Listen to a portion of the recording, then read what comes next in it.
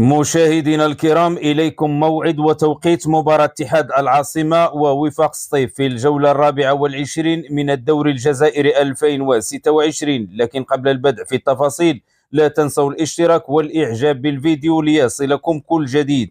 يستقبل فريق اتحاد العاصمة نظيره وفاق سطيف برسم الجولة 24 من الدوري الجزائري موسم 2026 على أرضية ملعب 5 جويلية. المباراة ستجرى بإذن الله يوم الأربعاء 18 مارس 2026 في الأوقات التالية: الساعة 9 مساء بتوقيت المغرب، الساعة 10 مساء بتوقيت الجزائر، والساعة 11 مساء بتوقيت مصر.